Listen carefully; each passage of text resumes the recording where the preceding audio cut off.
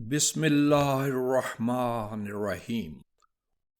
تم پر حرام کیا گیا ہے مردار، خون، سور کا گوشت اور وہ چیز جس پر غیر اللہ کا نام پکارا گیا ہو، اور گلا گھٹ کر مرا ہوا، چوٹ کھا کر مرا ہوا، بلندی سے گر کر مرا ہوا اور سینگ لگ کر مرا ہوا جانور، اور وہ جسے کسی درندے نے کھایا ہو، مگر وہ حرام نہیں جسے تم اس کے مرنے سے پہلے ذبح کر لو۔ نیز وہ جانور بھی حرام ہے جسے آستانوں کے نام پر ذبح کیا جائے، اور یہ بات بھی حرام ہے کہ تم تیروں کے پانسوں وغیرہ سے قسمت معلوم کرو۔ یہ سب فاسقانہ باتیں ہیں۔ جن لوگوں نے کفر کا ارتکاب کیا ہے وہ آج تمہارے دین کی طرف سے مایوس ہو چکے ہیں، اس لیے تم ان سے نہ ڈرو، بلکہ اپنے دلوں میں میری خشیت رکھو۔ آج میں نے تمہارے فائدے کے لیے تمہارا دین مکمل کر دیا ہے اور تم پر اپنی نعمت پوری کر دی ہے، اور تمہارے لیے اسلام کو دین کے طور پر پسند کیا ہے۔ پس ان قیود کی پابندی کرو، مگر جو شخص بھوک سے بے بس کر دیا جائے لیکن وہ گناہ کی طرف مائل نہ ہو، اور اس طرح مجبوراً اسے کوئی ایسی حرام چیز استعمال کرنی پڑ جائے تو اس پر گرفت نہیں۔ بے شک اللہ حفاظت کرنے والا، بار بار رحم کرنے والا ہے۔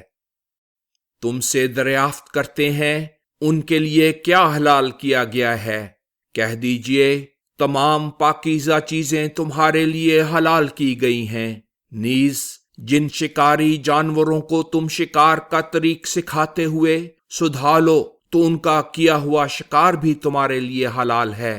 سو جس شکار کو وہ تمہارے لیے مار کر یا زندہ رو کے رکھیں اور اس میں سے خود نہ کھائیں تو اسے بھی تم کھا سکتے ہو، کیونکہ تم انہیں اس علم کے ذریعہ سکھاتے ہو جو اللہ نے تمہیں سکھایا ہے۔ البتہ اس پر اللہ کا نام لے لیا کرو، اللہ کا تقوی کرو، اللہ یقیناً جلد حساب لینے والا ہے۔ آج تمام پاکیزہ چیزیں تمہارے لیے حلال کر دی گئی ہیں، ان لوگوں کا کھانا جنہیں الہی کتاب دی گئی ہے تمہارے لیے حلال ہے، اور تمہارا کھانا ان کے لیے حلال ہے۔ شادی کے لیے پاک دامن مومن خواتین اور جن لوگوں کو تم سے پہلے الہی کتاب دی گئی تھی ان کی پاک دامن خواتین جب تم انہیں ان کے مہر دے دو تمہارے لیے جائز ہیں، بشرطے کہ تم انہیں نکاح میں لانے والے ہو، نہ یہ کہ آزاد شہوت رانی کرنے والے بنو، اور نہ چوری چھپے آشنائی رکھنے والے۔ جس شخص نے ایمان کی روش اختیار کرنے کا انکار کیا تو وہ سمجھ لے کہ اس کا عمل عقارت گیا اور وہ آخرت میں زیاں کاروں میں سے ہوگا۔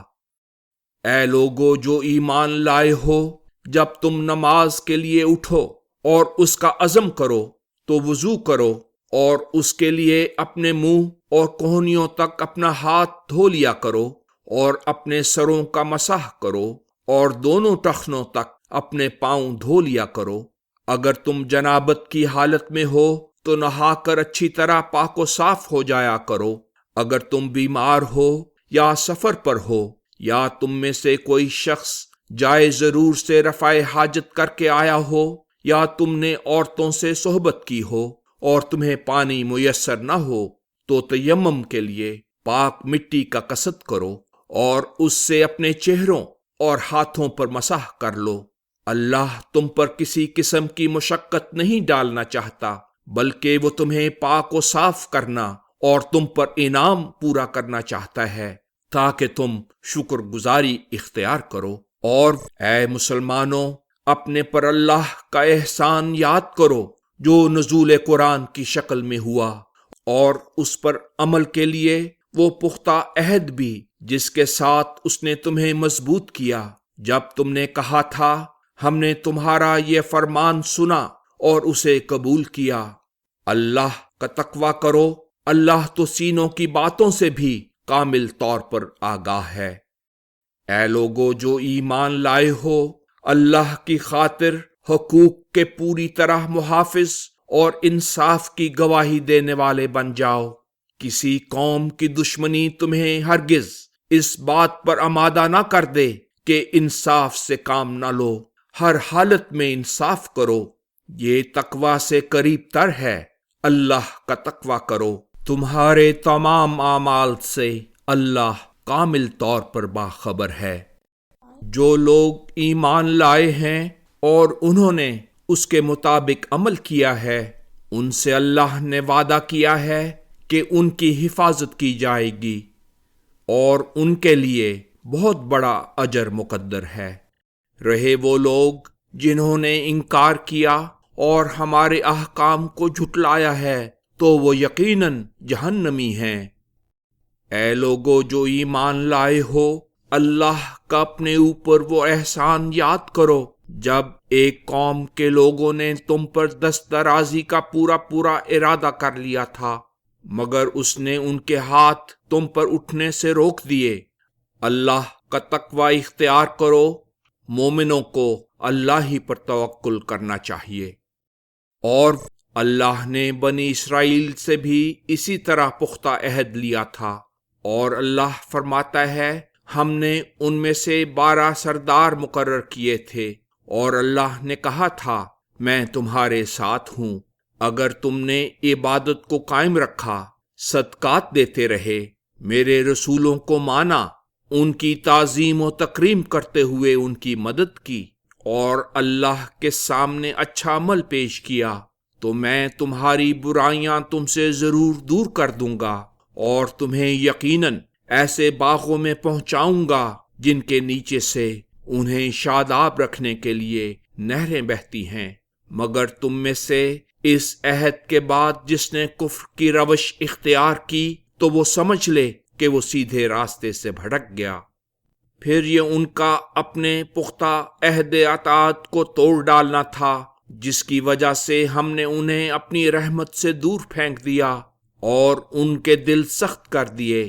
اب ان کا یہ حال ہے کہ الہی کتاب میں تحریف کرتے ہوئے وہ اس کے الفاظ ان کی جگہوں سے بدل ڈالتے ہیں، اور جس بات کی انہیں نصیحت کی گئی تھی اس کا ایک بڑا حصہ چھوڑ بیٹھے ہیں۔ اے مخاطب، تم ہمیشہ ان کی کسی نہ کسی ایسی خیانت پر اطلاع پاتے رہو گے۔ ہاں، ان میں سے چند ایک اس سے مستثنا ہیں، سو ان سے درگزر کرو اور اعراض کرو۔ اللہ احسان کرنے والوں سے یقیناً محبت کرتا ہے۔ جو لوگ کہتے ہیں کہ ہم نصارہ ہیں، ان سے بھی ہم نے ان کا پختہ عہد لیا تھا، مگر وہ جس بات کی انہیں نصیحت کی گئی تھی اس کا ایک بڑا حصہ چھوڑ بیٹھے ہیں۔ تب سے ہم نے ان کے مختلف فرقوں کے درمیان قیامت کے دن تک دشمنی اور بغض ڈال دیا ہے، اور ضرور وہ وقت آئے گا جب اللہ انہیں بتائے گا کہ وہ دنیا میں کیا بناتے رہے ہیں۔ اے اہل کتاب، ہمارا رسول تمہارے پاس آ چکا ہے، وہ الہی کتاب کی بہت سی ان باتوں کو تمہارے سامنے کھول رہا ہے جن پر تم پردہ ڈالتے ہو، اور بہت سی باتوں سے درگزر بھی کر جاتا ہے۔ اللہ کی طرف سے تمہارے پاس عظیم الشان نور یعنی محمد رسول اللہ اور کھول کر بیان کرنے والی کتاب یعنی قرآن مجید یقیناً آ چکی ہے۔ اس کے ذریعے اللہ اپنی رضا کی پیروی کرنے والوں کو سلامتی کی راہیں بتاتا ہے، اور اپنے حکم سے انہیں ہر قسم کی تاریکیوں سے روشنی کی طرف نکال لاتا ہے اور انہیں سیدھے راستے پر لگا دیتا ہے۔ جو لوگ کہتے ہیں اللہ ہی مسیح ابن مریم ہے، انہوں نے یقیناً کفر کا ارتکاب کیا۔ کہہ دیجئے، جب اللہ نے مسیح ابن مریم اور اس کی والدہ اور ان سب کو جو اس وقت زمین میں تھے ہلاک کرنے کا ارادہ کیا تھا تو کون اللہ کے مقابلے میں کچھ بھی کر سکا تھا؟ آسمانوں اور زمین اور ان کے درمیان کی موجودات پر اللہ ہی کی حکومت ہے۔ وہ جو کچھ چاہتا ہے پیدا کرتا ہے، اور اللہ ہر چاہی ہوئی بات کے کرنے پر پوری طرح قادر ہے۔ یہود اور نصارہ اپنی اپنی جگہ دعویٰ کرتے ہیں کہ ہم اللہ کے بیٹے اور اس کے پیارے ہیں۔ کہہ دیجئے اگر ایسا ہی ہے تو پھر تمہارے گناہوں کی وجہ سے وہ تمہیں عذاب کیوں دیتا ہے؟ یوں نہیں جس طرح تم دعویٰ کرتے ہو، بلکہ جنہیں اس نے پیدا کیا تم بھی انہی جیسے انسان ہو۔ وہ اپنی مشیت کے مطابق لوگوں کی حفاظت کرتا ہے اور اپنی مشیت ہی کے مطابق انہیں عذاب دیتا ہے۔ آسمانوں اور زمین اور ان کے درمیان کی موجودات پر اللہ ہی کی حکومت ہے اور سب کو بالآخر اسی کی طرف پلٹنا ہے۔ اے اہل کتاب، تمہارے پاس ہمارا رسول آ چکا ہے۔ وہ رسولوں کی مسلسل آمد میں وقفہ پڑنے کے بعد ہماری تعلیم کھول کر بتا رہا ہے، تا ایسا نہ ہو کہ تم کہو ہمارے پاس نہ کوئی خوشخبری دینے والا اور نہ کوئی متنبہ کرنے والا رسول آیا۔ سو اب وہ خوشخبری دینے والا اور متنبہ کرنے والا رسول تمہارے پاس آ چکا ہے، اور اللہ ہر چیز کا درست اندازہ کرنے والا ہے۔ اور یاد کرو جب موسیٰ نے اپنی قوم سے کہا تھا، اے میری قوم، اللہ کا اپنے پر وہ احسان یاد کرو جو اس نے اس وقت کیا تھا جب اس نے تم میں نبی بنائے تھے اور تمہیں بادشاہ بنایا تھا اور تمہیں وہ کچھ دیا تھا جو تمہارے زمانے کی قوموں میں سے کسی کو نہیں دیا تھا۔ اور موسیٰ نے کہا تھا، اے میری قوم، ارض مقدس میں داخل ہو جاؤ جو اللہ نے تمہارے لیے لکھ رکھی ہے، اور پیٹھ نہ دکھانا ورنہ تم زیاں کار ہو کر پلٹو گے۔ انہوں نے کہا، اے موسیٰ، وہاں تو قوی ہیکل لوگ رہتے ہیں، اور جب تک وہ وہاں سے نکل نہ جائیں ہم وہاں ہرگز نہ جائیں گے۔ ہم میں ان کے مقابلے کی تاب نہیں۔ ہاں، اگر وہ وہاں سے نکل جائیں تو ہم وہاں جانے کے لیے تیار ہیں۔ تاہم ان ڈرنے والوں میں سے 2 اشخاص نے جن پر اللہ نے احسان کیا تھا کہا، ان پر حملہ کر کے شہر کے دروازے میں تو گھس جاؤ، پھر جب تم اس میں ایک دفعہ گھس گئے تو پھر یقیناً تم ہی غالب رہو گے۔ اگر تم مومن ہو تو اللہ ہی پر توکل کرو۔ انہوں نے کہا، اے موسیٰ، جب تک وہ لوگ وہاں موجود ہیں ہم کبھی بھی وہاں نہیں جائیں گے، اس لیے تو اور تیرا رب جاؤ اور دونوں ان سے جنگ کرو، ہم تو یہاں بیٹھے ہیں۔ یہ حالت دیکھ کر موسیٰ نے کہا، میرے رب، میں اپنے اور اپنے بھائی کے سوا کسی پر اختیار نہیں رکھتا، اس لیے آپ ہمیں ان نافرمان لوگوں سے الگ کر دیں۔ اللہ نے موسیٰ سے کہا، اب وہ ملک 40 برس تک ان کے لیے ممنوع کر دیا گیا ہے، وہ اس پر قبضے سے محروم رہیں گے اور زمین میں مارے مارے پھریں گے۔ سو تم ان نافرمان لوگوں پر غم و افسوس نہ کرو، اور انہیں آدم کے 2 بیٹوں کا واقعہ درست طور پر اچھی طرح سنا دو۔ جب ان دونوں نے قربانی پیش کی تو ان میں سے ایک کی قربانی تو قبول کر لی گئی اور دوسرے کی قبول نہ کی گئی۔ جس کی قربانی قبول نہ ہوئی تھی اس نے حسد سے جل کر اپنے بھائی سے کہا، میں تجھے ضرور قتل کر دوں گا، اور جس کی قربانی قبول ہو گئی تھی اس نے کہا، اللہ صرف متقیوں کی قربانی قبول کیا کرتا ہے۔ اگر تم مقبول بارگاہ الہی نہیں ہوئے تو اس میں میرا کیا قصور ہے؟